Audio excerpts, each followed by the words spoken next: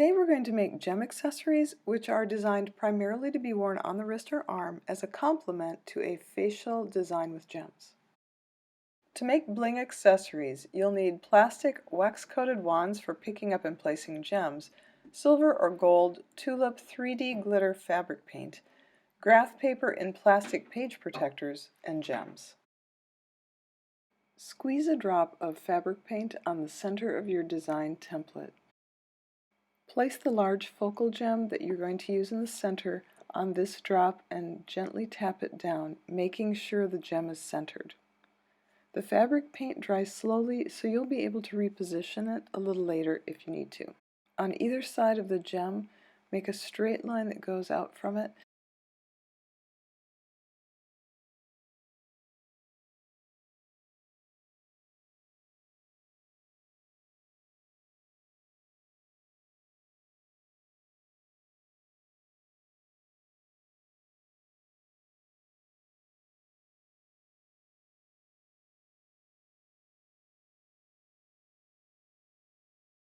As we continue building our design, you're going to place slightly smaller gems on that center dot on either side.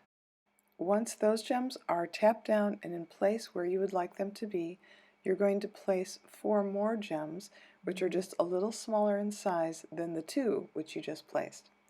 You can use gems of several coordinating colors in each accessory, or you may choose to make all of the colors the same for one particular bracelet.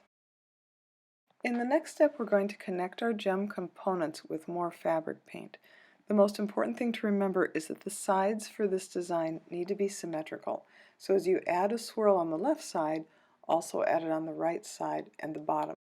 If you do this, you're less likely to forget a part of your design, which you could discover later when you're at a party and when it's too late for you to do anything about it.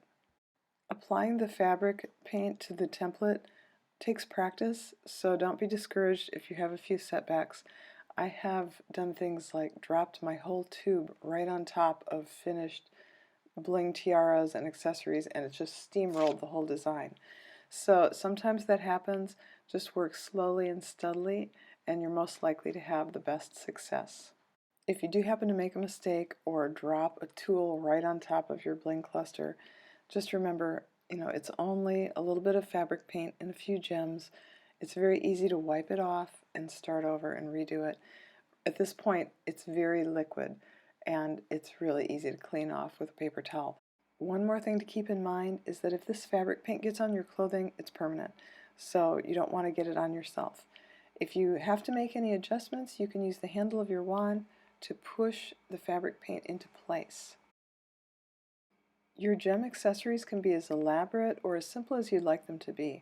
For this design, I also added an extra drop above and below my focal gem so I could place some smaller gems around it. As you can see here, my gem did not want to release from the wax, so I just used the handle of another tool and just tapped it so it fell down on the fabric paint, and then I pressed it into place. And finally, I added a few small drops of fabric paint between these new gems and the main body of the design, just to anchor them in place. Now that you've finished, it's a good time to take one last look and make sure everything's symmetrical and make any final adjustments before it dries. And now it's done. It looks a little bit milky in color yet. The one above I did a little earlier, that one looks a little shinier. As it dries, it's going to look much more glittery. Put your gem accessories in a place where they can dry undisturbed for about 48 hours, so the fabric paint beneath the largest gem is completely dry. And thanks for joining us for this week's tutorial.